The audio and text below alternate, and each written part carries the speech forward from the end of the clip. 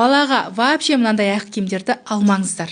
Көбі бағасына, сәніне, түсіне қарап таңдайды.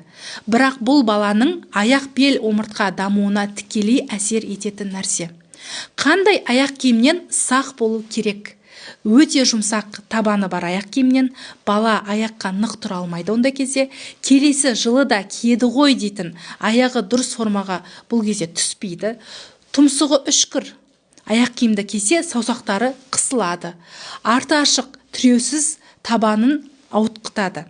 Мұндай аяқ киімдер тек ыңғайсыз ғана емес, кейін қисық жүру, омыртқа қисаюы, плоскостопия, тізе ауруына әкелуі мүмкін. Балаңыз сау болсын десеңіз, аяқ киімді де ойланып таңдаңыз.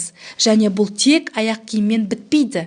Біз күніне 5 минут практикумда жүруге дайындықты отырғызу, еңбектету жолдарын, қимыл қозғалысқа арналған жаттығуларды үйретеміз.